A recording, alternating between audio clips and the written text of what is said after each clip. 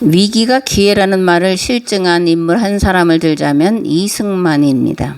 이승만은 황해도 평산에서 1875년 출생했고 과거에 급제하여 벼슬길에 오르는 것을 목표로 1887년부터 한학을 배우기 시작했는데 하필 1894년 갑오 개혁으로 말미암아 과거 제도가 폐지되면서 벼슬길에 대한 꿈을 잃어버리게 됩니다. 큰 실망감에 빠져있던 이승만은 그런데 그것이 새로운 학문을 접할 기회가 되었다라는 거예요. 한학의 길이 막히자 배제 학당에 다니게 되었다라는 겁니다. 이승만은 1899년 1월 9일 발생한 고종 폐위, 왕정 폐지와 공화국 수립을 도모했다는 반역죄로 체포되어 한송 감옥에 투옥돼서 1904년 8월 9일 석방될 때까지 5년 7개월 동안 감옥살이를 했는데 이때에 기독교로 개정을 합니다.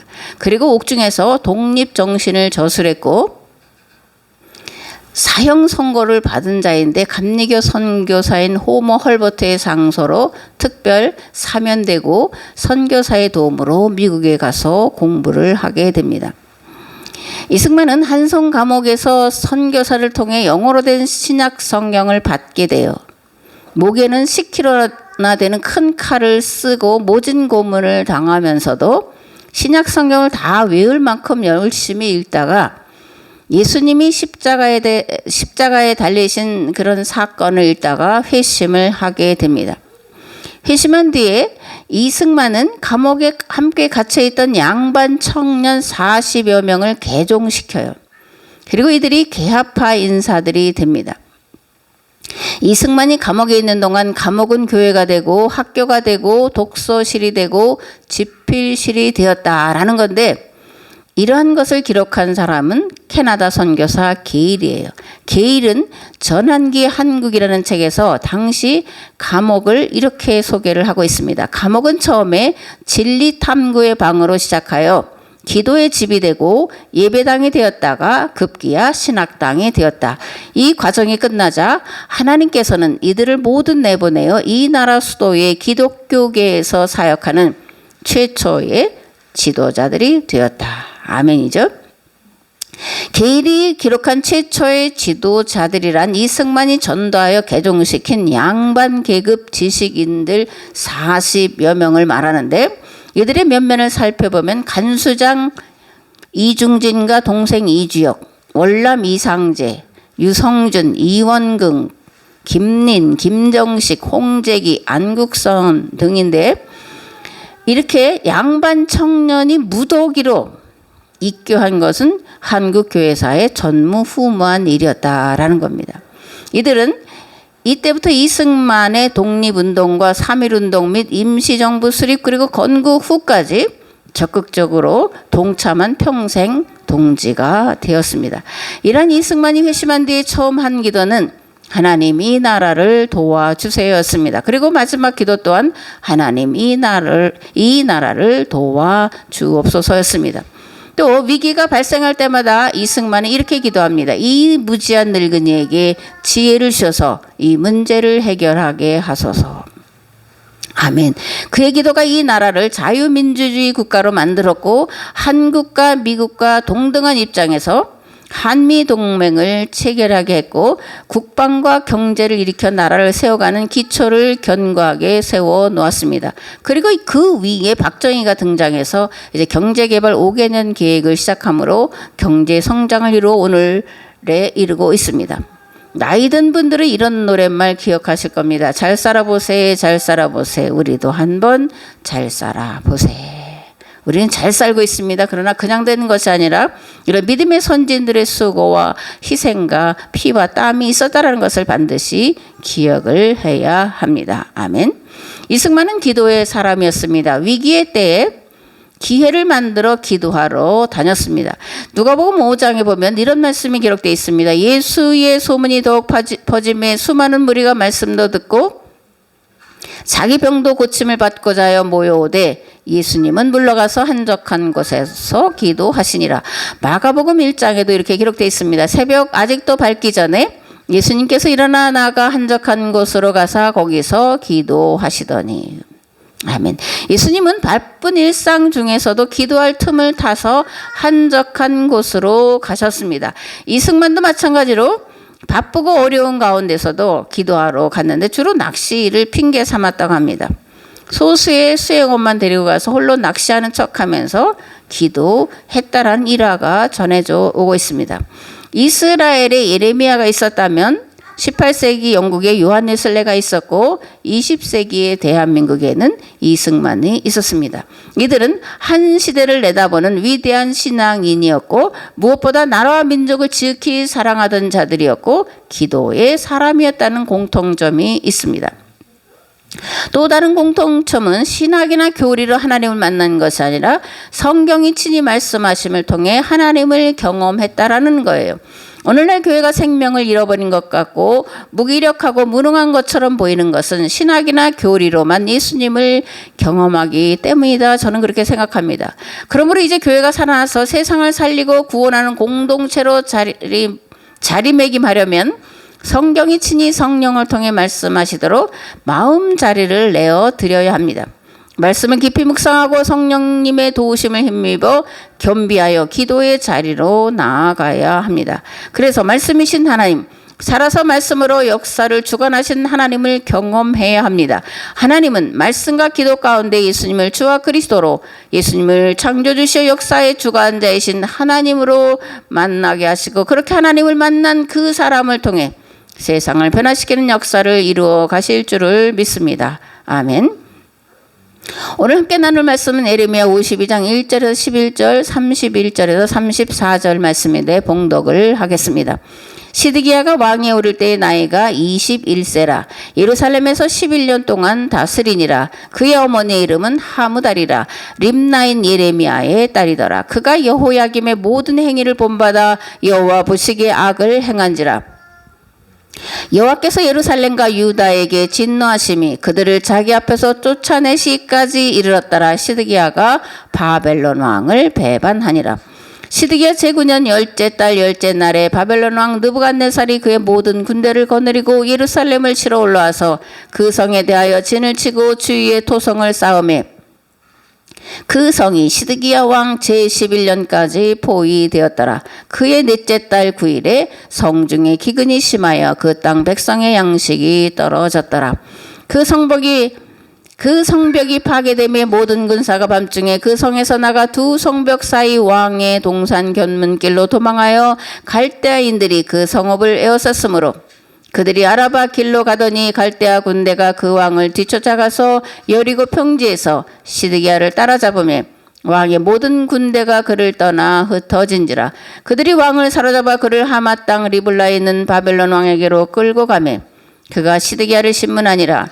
바벨론 왕이 시드기야의 아들들을 그의 눈앞에서 죽이고 또 리블라에서 유다의 모든 고관을 죽이며 시드기야의 두 눈을 빼고 노사슬로 그를 결박하여 바벨론 왕이 그를 바벨론으로 끌고 가서 그가 죽는 날까지 오게 가두었더라. 유다 왕 여호야긴이 사로잡혀 간 지 37년 고 바벨론의 애월 무로닥 왕의 즉위원년 12째 달 25째 날 그가 유다의 여호야긴 왕의 머리를 들어주었고 감옥에서 풀어주었더라. 그에게 친절하게 말하고 그의 자리를 그와 함께 바벨론에 있는 왕들의 자리보다 높이고 그 죄수의 의복을 갈아입혔고 그의 평생 동안 항상 왕의 앞에서 먹게 하였으며 그가 날마다 쓸 것을 바벨론의 왕에게서 받는 정량이 있었고 죽는 날까지 곧 종신토록 받았더라. 아멘. 지난주에 살펴본 대로 예레미야는 이스라엘의 멸망 이유를 또는 멸망 원인을 이렇게 진단합니다. 첫째, 가나안에 들어가서 감당해야 할 책임을 감당하지 못했기 때문이다. 하나님께서 하비루들을 가나안 땅에 들어가도록 허락하신 것은 그들로 하여금 하비루의 문제를 해결하게 하기 위함이었습니다. 약탈 전쟁을 근절하게 하기 위해서였습니다. 신분과 빈부차별 문제를 해결하게 하기 위해서 가나안 땅에 이들을 들여보냈습니다. 가나안 땅에 거룩한 나라를 만들어 보여줘 세상에 와서 보고 구원에 이르도록 하게 하기 위함이었습니다. 그러나 이스라엘은 하나님과 맺은 시내산 계약에 담긴 참 의미와 목적을 몰랐기 때문에 주변국들과 같은 절대 왕정 체제로 나아갔고 약탈 전쟁을 일삼았고 그 결과 이스라엘은 물론이고 주변 나라까지 심판받고 멸망하기에 이르렀습니다. 저는 사명이 목숨보다 더 귀하다 또는 더 크다 그렇게 생각하는 사람이에요. 왜냐하면 한 나라든 한 개인이든 사명에는 반드시 그에 상응하는 책임이 뒤따르기 때문인데 그 책임은 일시적인 것이 아니라 무한이라는 것 때문에 그렇습니다. 그러므로 사명받았다, 사명이 있다, 사명을 말하고자 하는 자는 사명에는 무한 책임이 반드시 뒤따르는 것을 알아야 합니다. 사명 감당을 해서 그러므로 두렵고 떨림으로 나아가야 합니다. 그 사명 감당을 해서 전생애를 목숨을 걸어야 하는 겁니다. 아멘. 둘째, 지도자들이 시대를 잘 몰랐기 때문이다 이렇게 진단합니다. 누가복음 12장 56절에서 예수님은 서기관 바리새인들을 향해 이렇게 말씀하십니다. 외식하는 자여, 너희가 천지의 기상은 분간할 줄 알면서 어찌 이 시대는 분간하지 못하느냐. 외식하는 자, 식당에 가서 밥 사 먹는 게 외식이 아니라 보이는 것, 나타난 것으로만 판단하는 것을 말합니다. 하나님과 성경이 본래 말하고자 하는 의미와 목적을 모르고 단지 문자로만 해석하는 자들을 말을 해요. 그러므로 외식하는 자가 되지 않으려면 하나님과 성경이 친히 자신을 드러내시는 사건이 내 안에서 내 생각과 지식 속에서 그리고 나의 삶 속에서 경험되어야 합니다. 그래야 나의 삶의 목적과 존재의 목적을 올바로 깨달아 알게 되고 세상 구원에 대한 무한 책임 앞에 두렵고 떨림으로 엎드리게 되고 하나님은 그를 통해 뜻이 하늘에서와 같이 이 땅에서 이루어지도록 역사하실 것입니다. 아멘. 한 시대의 흥망성쇠는 누가 지고 있을까? 정치인들이 지고 있을까? 아니면 대통령이 지고 있을까? 아닙니다. 종교 지도자들이 한 시대의 흥망성쇠의 열쇠를 지고 있습니다. 그렇다면 종교 지도자의 역할 무엇일까? 일기가 아니라 시대를 보는 겁니다. 과거에 얽매이지 않고 또 현재가 아니라 미래를 내다보는 통찰력을 가지는 겁니다. 시대를 예견하고 예측함으로 시대가 나아가야 할 방향을 제시하고 앞서 나아가는 것이 종교 지도자의 역할이라는 거예요. 그런데 이스라엘의 종교 지도자들인 제사장과 레위인은 과거도 바로 알지 못했고 현재도 몰랐고 미래도 몰랐고 그래서 그 결과는 어떻게 됐냐? 이스라엘은 멸망했다. 라고 예레미야는 진단을 내리고 있다라는 거예요. 셋째, 왕이 주변 정세를 몰랐고 참모들과 종교 지도자들 또한 주변 정세를 몰랐기 때문이라고 말을 합니다. 그래서 예레미야는 이것을 증명하기 위해서 예레미야 21장에 기록한 말씀을 52장에 다시 기록하고 있고 또 열왕기하 25장에도 동일한 내용이 기록되어 있는 것을 볼 수가 있습니다. 우리가 이제 신명기 운동가들을 예레미야의 제자들의 작품이다 이렇게 말하는데 이런 예레미야 21장, 52장 그리고 이것이 신명기 역사서라고 하는 열왕기하 25장에 동일하게 기록되어 있는 것을 통해서 우리가 확인을 할 수 있다라는 거예요. 예레미야는 유다 멸망의 원인을 시드기야에게 있다라고 평가를 해서 이렇게 반복해서 기록을 하고 있다라는 거예요. 그러면 예레미야가 보는 시드기야의 책임은 뭐냐? 여호와 보시기에 악을 행했다라는 겁니다. 예레미야의 말을 듣지 않았다라는 거예요. 그렇다면 실제 시드기야는 어떤 왕이었냐라는 건데 시드기야는 느부갓네살이 여호야긴을 폐위시키고 꼭두각시로 세운 왕으로 본명은 마따니아예요. 이 열왕기하 24장에 이렇게 기록되어 있습니다. 바벨론 왕이 또 여호야긴의 숙부 마따니아를 대신하여 왕으로 삼고 그의 이름을 고쳐 시드기야라 하였더라. 그러니까 바벨론이 여호야긴을 폐위시키고 그리고 시드기야를 왕으로 세워서 바벨론에 충성하도록 그렇게 했다라는 거예요. 근데 시드기야는 바벨론과 애굽 사이에서 유다를 지키려고 몸부림을 쳤던 왕이었습니다. 그러니까 나라를 위해서 어떻게든 이 애국과 바벨론 사이에서 줄타기 외교를 잘해서 나라를 지키려고 애쓴 왕이었다라는 거예요. 그럼에도 예레미야는 시드기야가 여호와 보시기에 악을 행했다. 그래서 시드기야 때문에 유다가 망했다. 이렇게 기록을 하고 있다라는 거예요. 예레미야가 말하는 시드기야가 행한 악 뭐냐? 예레미야의 권고를 듣지 않았다라는 겁니다.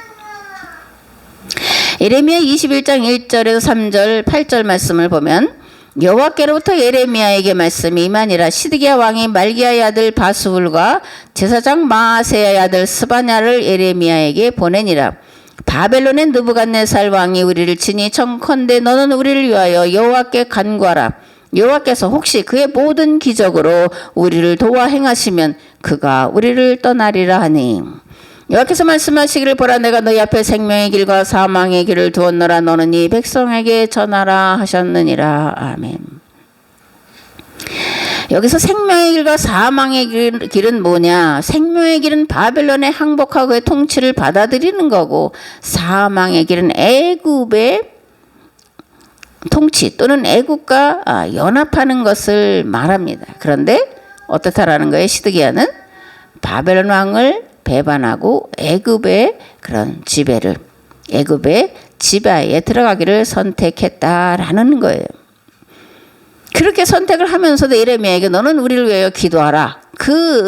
하나님의 말씀이 너에게 들려주는 대로 우리가 그 말을 따르겠다라고 말을 했는데 그렇게 하지 않았다라는 것이 에스겔서 17장에 잘 기록이 되어 있습니다.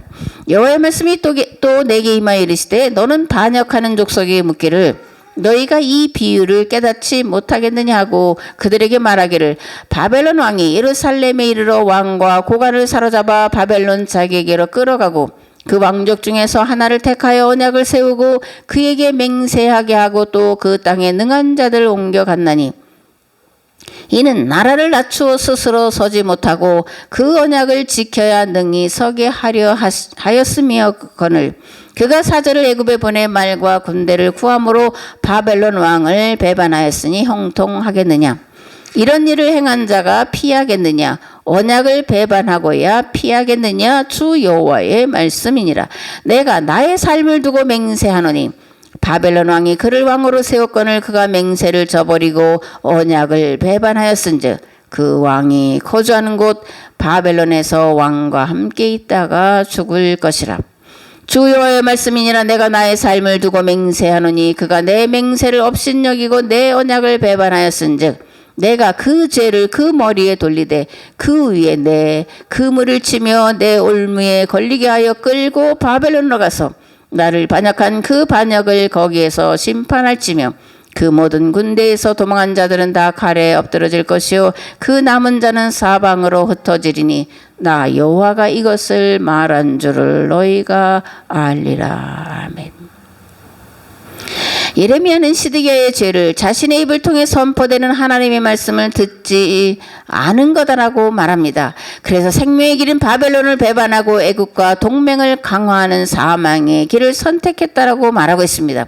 유다가 애국과 동맹을 강화하자 바벨론의 군대는 일시 후퇴합니다. 그러나 군사를 재정비한 다음 2차로 침략했을 때 3년 동안을 예루살렘 성을 포위를 하고 굶겨 죽이는 작전을 쓰고 식량이 다 떨어졌을 때 결국 항복을 하게 되는 거예요. 애굽의 바로 호브라의 군대도 바벨론의 느부갓네살의 군대에 패하고 바벨론의 지배를 받게 되었다라는 겁니다. 포로기 예언자인 에스겔은 에스겔서 17장에서 시드기야가 바벨론과 맺은 언약을 배반했다고 반복해서 말하고 있습니다. 그리고 그것이 곧 여호와를 배반하는 것이라고 말씀하고 있습니다.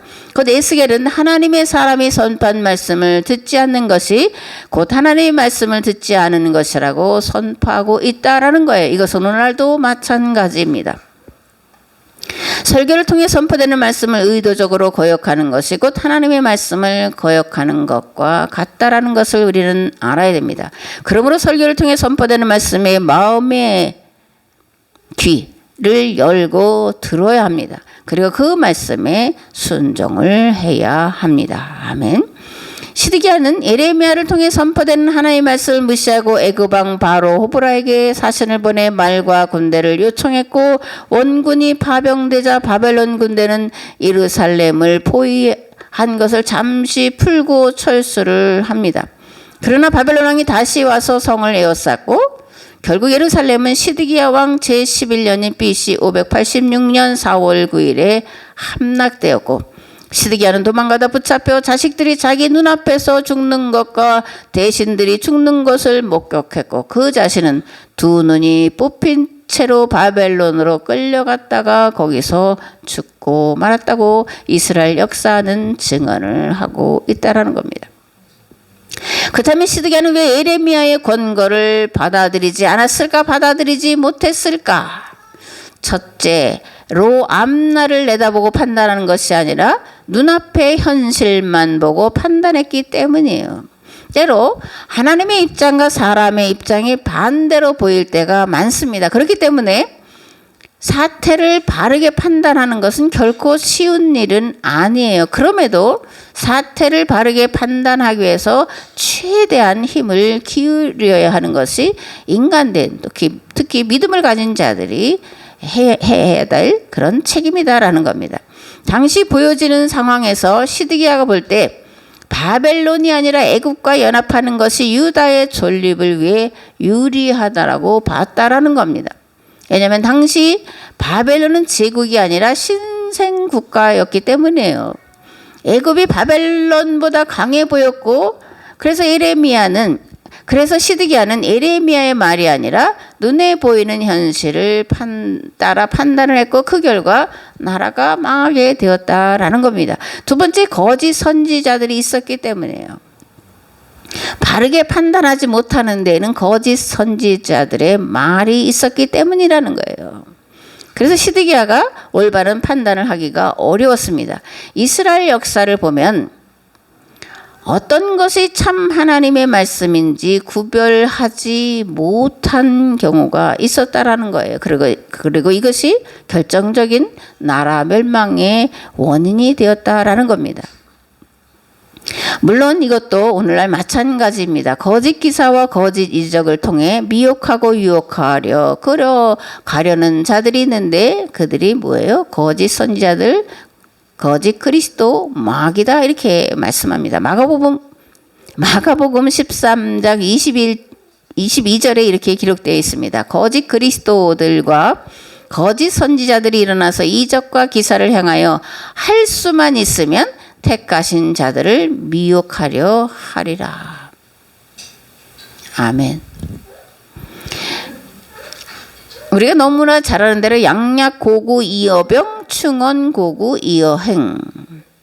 그저 잘 아는 말씀이죠. 몸에 좋은 약은 입에 쓰지만 병을 치료하는 데 유익하고, 충성된 말은 듣기에 괴롭지만 바른 선택과 바른 행동을 하기에 유익하다, 이런 거잖아요. 그래서 때때로 책망하는 말, 인간의 생각과 이성과 과학이나 합리적인 것으로는 실현 가능성이 없어 보이는 말이 진짜일 수 있고, 반대로 듣기 좋고 그럴듯한 말이 거짓일 경우가 많다라는 것을 우리가 기억을 해야 됩니다. 명심할 것은 마귀의 일은 거짓 신앙을 갖게 하고 구원의 확신을 갖도록 만들고 은혜 받았다고 느끼게 한다는 거예요. 즉, 내 귀에 듣기 좋은 소리, 소망의 설교를 좋아하게 하는 것이 마귀의 역할인데, 예레미야는 이것을 여호와 보시기에 악을 행한 거다라고 분명히 말하고 있다는 사실을 기억을 해야 합니다. 마귀의 일은 인간의 이성을 마비시켜 올바른 판단을 하지 못하도록 막는 거예요. 그렇기에 지도자의 최고 덕목은 판단력에 있습니다.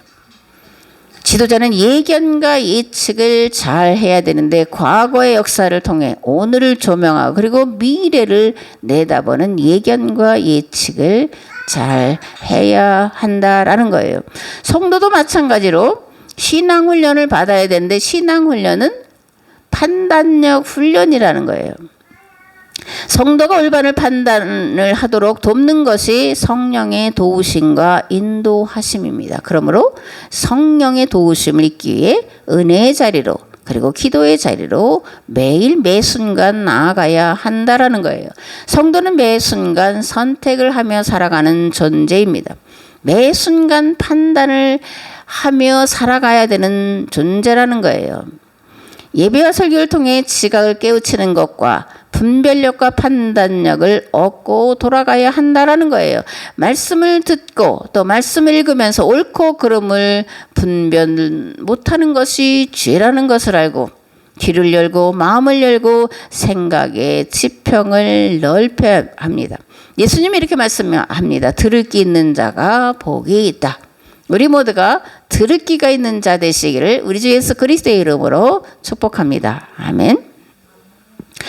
예레미야는 유다의 역사 가운데 무슨 역할을 했을까? 예레미야서를 마무리하면서 한번 우리가 생각을 해봐야 되는데, 예언자의 역할은 망하는 것을 막기 위해 모든 수단을 다 기울이는 자를 말합니다. 그래서 심판과 멸망을 선포하고 회개를 촉구를 해요. 말로만이 아니라 행동으로 멸망과 심판을 선포하고 회개를 촉구하는데 가장 많이 이런 몸으로 선포한 자가 예레미야입니다. 그러나 이것으로 모든 역할을 다했다라고 볼 수 없습니다. 더 중요하다고 볼 수 있는 것은 멸망을 내다보고 멸망한 다음에 살아남을 길과 회복을 생각하고 그 길과 방법을 지시하는 것이 예언자의 역할인데, 예레미야는 그런 역할을 충실하게 감당한 자였습니다. 아멘. 예언자란 망한 것이 끝이 아니라 새로운 시작이 된다라고 선포하는 자들이에요. 위기는 고통스럽고 두려운 것이지만 그러나 위기 뒤에는 반드시 기회가 온다고 선포하는 자들입니다. 여호와 하나님의 다른 이름 뭘까? 길입니다. 하나님은 영원히 살 길이십니다. 그래서 요한복음 14장 6절에서 예수님이 이렇게 말씀하십니다. 내가 곧 길이요 진리요 생명이니 나로 말미암지 않고는 아버지께로 올 자가 없느니라. 내가 곧 길이다, 내가 곧 진리다, 내가 곧 생명이다. 이렇게 예수님은 당신을 말씀하고 있다라는 겁니다. 아멘. 하나님께서 애굽에 종살이하던 하비르들을 구원해내시고 광야에서 훈련시키신 다음 가나안 땅에 들어가도록 하신 것은 그 땅에 거룩한 나라를 만들어 세상에 보여주어 세상을 구원하도록 하기 위해서였습니다. 그러나 이들은 실패하고 말습니다. 깨어진 계약관계를 회복시키기 위해 하나님께서 사람의 몸을 입고 이 땅에 오셨고 죽으심으로 새로운 계약을 체결했는데 새 계약 대상자들이 모인 것을 교회다라고 우리는 부르고 있습니다. 교회 공동체는 세상 구원 공동체예요.